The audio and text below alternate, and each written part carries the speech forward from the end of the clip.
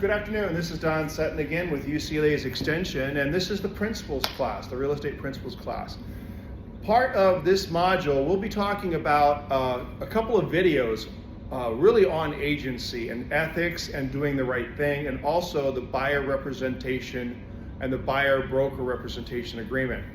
You have to get that signed when you're working with any buyer, and what it is, and you have to have that disclosure agency signed with your buyer as well, or your seller, because that is your fiduciary contract. That is your contract and your agreement for the buyer to pay your commission for all the great work that you're going to be doing after you learn all the great things on how to do the job from me, okay? So one of the things that you're going to have to do is do what we call a buyer appointment to get that contract signed. You don't want to run up to someone and say, hey, sign this contract and I'll help you find a house. And they don't even know your name. Okay, so what we want to do is we want to work our way up to them saying, yes, I want you, the experienced agent, the one that really asked and cared about what I want in a new home, to represent me so that I can go out there and start making offers immediately on homes in the areas that I want to live in, okay? So the first thing I want you to do, pause the video, expand the video, and write down what you see on the board. This is an 8-step buyer appointment and ultimate showing appointment for houses, okay? So pause the video for a few seconds and take out a big blank piece of paper and do it long ways, and I want you to do the steps so that you guys can figure out how to pursue the buyer agreement and getting that representation signed and ready to go. So I'll give you a few seconds to do that.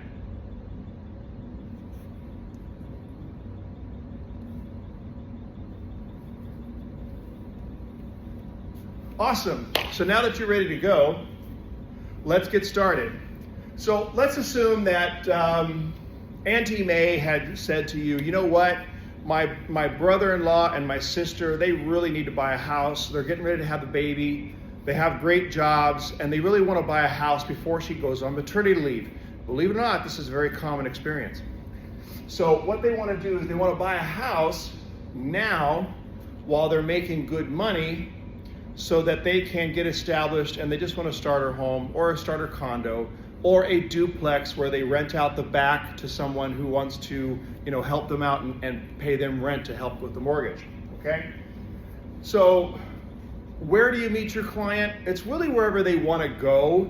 The one thing that you probably are not going to get them to do is go to your office. It's extremely rare for new buyers to want to drive across town. I mean, we do live in Los Angeles County and LA County and Orange County and Riverside and San Bernardino County. You might as well say, go sit in the parking lot for 2 hours before you see me. You'll be in such a bad mood, you won't sign anything with me, okay? Don't do that. What you want to do is make it as convenient as possible for the buyer. And the best thing you can do is just sit there and say, hey, look, why don't we meet at the Starbucks or your favorite coffee house near you, and I will drive to you and spend an hour with you and try to figure out how to proceed in buying a new home or buying that new duplex, okay? All right, so let's assume that they've agreed. You agree on a time, 7 p.m. on Monday night, and you're going to spend an hour with them, and this is going to be your new buyer that this weekend you're going to be selling houses to, okay? So how do we get to that contract state? And this is how. We want to work it on a step-by-step basis so they're not intimidated by you or what's going on, okay? They're already scared out of their minds about buying a house. They're scared of the payment, the interest rates, whatever the case may be. And everybody in their family is saying, oh my God, you're so crazy. Why would you want financial stability? You can be unstable and happy in renting an apartment. Don't believe it, okay? So here's what we do. Meet and greet is always going to be your first step. You want to be ready to, you want to be relatively professionally dressed. You want to stick out your hand, the biggest smile that you can muster, and say, hi, my name is Don. Great, thank you for coming. It's so great to can I get you a coffee? Let's get some stuff, okay? Get a Starbucks membership, you're gonna need it, okay? And load that card up. Meet and greet. Hi, what is your name? This is terrific. Great to see you. Let's grab that coffee. What would you like? Mocha chocolate with 215, shots of chocolate or whatever the case may be, okay? Make them happy. Make them comfortable from the get-go, all right? Some of you, it may be hard. Like me, I'm 6'3", 250. I tower over everybody. I look like a cop when I wear my sunglasses. So people are really intimidated when they first see me. That's why you have to smile and be friendly, okay? And be warm-hearted, because I am a warm-hearted guy, okay? Once you get your coffee, you're sitting down at the table, this is your next step, and that is chit-chat. So obviously, you know what chit-chat is. Hi, what do you do? Where do you work? Oh, chit-chat. Where do you work? Oh, that's really interesting. What do you do for work? Oh, that's really interesting. I don't care if they make donuts at 3 o'clock in the morning. It's the most interesting job you've ever heard of. You got me? Never pass judgment on anything that they tell you in terms of where they work, how they live their life, no matter what. It's all about getting to know each other and, kind of letting them know what you do. When I tell people I'm the professor of real estate, they're like, ooh, And the thing is, and I have to explain it. I'm like, well, I kind of accidentally got into academia because I have a master's in real estate, and I immediately got hit up by UCLA and Cal State LA to come teach. And they heard about, my reputation with teaching new agents and things like that. They're like, oh, really? I mean, remember this word. When they say, oh yeah, I pick noses for a living, I make $50,000 a year. Really it's the most interesting job you ever heard of. And the same thing goes for them. You got to be as interesting as they are, okay? If you're not really good at chit-chat, work out some kind of script in your head, how I got into real estate, how much I love helping people get into their new homes, whatever the case may be. This is you explaining how wonderful you are, and them explaining to you how wonderful they are. But most importantly, just like you are taking notes on a piece of paper, I want you to take written notes furiously in front of them. And here's why. It shows you care. You're interested in them. You want to know exactly who they are and what they want to do. Okay? You got to show that you're the most interested person in their life. Okay? Because the next step is probably the most crucial step in the world, and that is ask questions. And when I say ask questions, you'll notice there's a space here. You should be asking anywhere between 20 to 40 questions about where, how, when, why they are trying to buy a home. And no, you can't say, oh, 3 bedrooms, 2 bath, okay? They're all just gonna say yes, and they only need a 2-bedroom, all right? Don't do that. This is where you ask open-ended questions and you shut up. No opinion. Look, some people are perfectly comfortable and perfectly okay with living in the hood. Some people they want to live in the Beverly Hills lifestyle. It is not for you to pass judgment. Get your ego out of the way. Because if you put your ego first and you're sitting there going, oh, why would you want to live there? Oh, I heard. No, shut up. Because if your ego starts talking, your wallet starts begging for money because you can't get a property sold and you can't get anybody to trust you to represent them as a buyer's agent, okay? You're going to ask a lot of questions, and what I'm going to do is there's going to be a video entitled Buyer Questions. It's going to come up in a later segment, in a later module when we talk about buyers and sellers and working with them, okay? But this is very important for this segment because we're talking about becoming their agent, about becoming their fiduciary. So once you ask all those questions, then you want to discuss financing. And when we say discuss financing, you don't want to know their credit score. If they know it and they're very proud of it, they're probably going to tell you. Honest to God, they're probably going to tell you. If they say, well, we're not really sure if we're going to qualify because, I had a late payment 50 years ago and it's probably still sitting on my credit, and just politely say, you know what, you're probably overreacting, and I can guarantee you that your credit is probably better than you think it is, okay? And, just calm them down and just, let them know. Like the average American, if you look at the typical bell curve, has a 660 FICO score. That's generally where the majority of Americans are. They're somewhere between 620 and 680. Once you get into the 700s, there's a lot of opportunity with regards to the interest rates, but there's still great rates for those people that are the average American. I mean, look, I have several things going on right now, and I'm sitting at a 685, all right? It's like, it's good. It's good enough to buy a house, okay? Let the lender decide what they want to do, okay? Which is your next step. You want to set the lender and the showing appointment. Yeah, you're going to actually set up a time that they need to work with your lender, send the lenders their documentation, and because technology has advanced so far, most lenders can qualify most buyers in 24 hours or less, unless they're like self-employed and they have a lot of write-offs and things. Even those folks, we can probably get a direct underwriting approval ready to go from the mortgage broker within 72 hours. There's no waiting for 2 weeks waiting to get them qualified. If you have a lender that says, well, I'll get back to you next week, fire the lender, all right? That means that they're not caring about you or your clients. And then you also want to set the showing appointment. The sooner, the better. And why? Because the sooner that they get qualified, and the sooner you set up the showing appointment, the more excited they're going to be. They're excited. You care. You obviously cared when you asked all those questions about what they wanted, and now they're thinking about their dream home.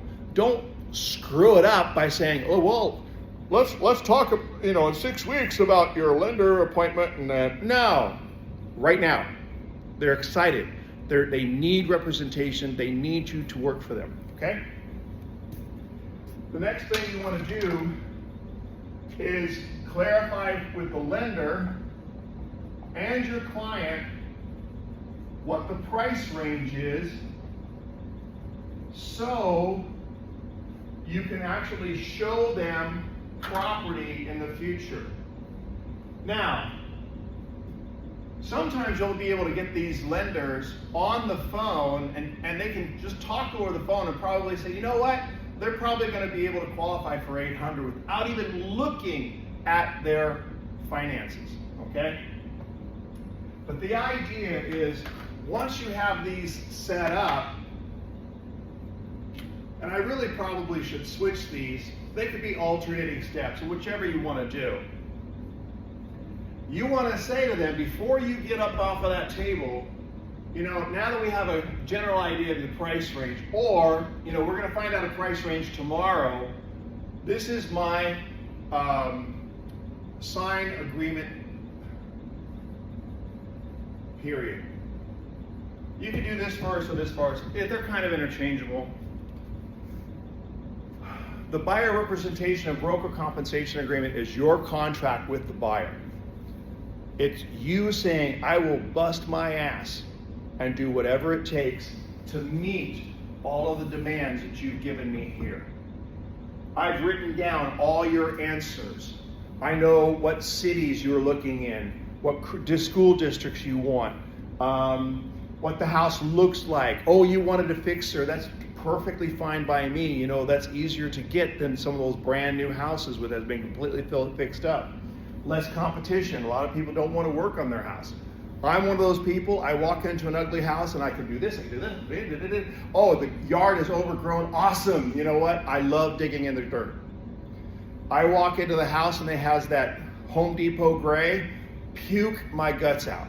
Okay? But some people walk in and like, look, honey, it's completely redone. It's up to the buyer what they want. Get your ego out of the way. Okay? So you spent all this time really getting to know them. There's no reason why they can't sign this. And you can do it one or two ways. You can live sign it right there, or this is why it's interchangeable. You can wait until the lender gives you a price range and whether or not they're being realistic about where they want to go. And if they say, hey, we're good to go, here's the approval, I would send the approval for them to sign off on with the buyer-broker agreement and say, this is our agreement. I will be asking the seller to pay that 3% commission or that 2.5% commission or the 2% commission, depending on the price of the property, so that you don't have to pay for it. And the lender is going to look into first-time home buyer applications or down payment assistance, whatever the case may be, whether it be a house, a condo, or a duplex, okay? Because once you get that done, within the next 7 to 10 days, you are showing property to that buyer. And you have to, by law, you have to have this broker representation agreement signed prior to any offers you make. So it has to be dated, signed, and the whole 9 yards, because if you do it after you've made the offers, the seller and the seller's agent can say, sorry, we're not going to pay you. And you've gone through all this work to get to this point, okay? So when you're out showing property, you're going to be showing somewhere between 12 to 20 properties in a very specific range of area. You're going to plan the whole route in advance from farthest to closest. You're going to pick them up probably at that Starbucks that you have your first interview in, and you're going to make sure that they understand that they're going to be writing 3 or more offers that night after the showing, because these houses aren't going to stick around long. There's a lot of competition. Homes in the $1 million range are getting 15 offers. You can't sit there and think about it. By the time you finish farting, they're gone, okay? So you're going to have to really emphasize throughout this whole process that not only is this really important that you represent them on a legal basis, and that you are it's kind of like hiring a lawyer. You got to sign documentation that they're going to represent you. It's the same thing for the doctor. The doctor makes all the decisions with other doctors as to whether or not you're going to be operated on. Chiropractors, same thing, okay? It is your license to me, the buyer agent, to represent me and show me the properties that I told you and explained to you that I want to look at and the communities I want to see, okay? So that is your step-by-step process. It's 8 steps. The one is interchangeable. You can get this signed right away, or you can wait till the lender gives you an opinion as to whether or not they're qualified or not. However you want to do this, that's okay. Most of the time, once the lender gives the range, I send the pre-approval and the direct underwriting approval to the buyer with the BRBC, and they have to sign all of it, showing that they understand what they qualify for and what they're going to actually be looking for, okay? So look for, probably in a couple weeks, the questions. That's gonna be a long video, but it'll help you in the long run get up and running as a buyer's agent. Because remember, buyers are the fastest way to a paycheck. And I'm gonna say that many, many times. Buyers, not sellers, are the fastest way to a paycheck, especially these days, okay? So if you have any questions about this 8-step process, or if you want some more information about the 8-step process, by all means email me here at the Extension program. I'd be happy to help you out and answer any questions either after, during the class or even after the class, okay? Thanks for listening, and we'll see you on the next video.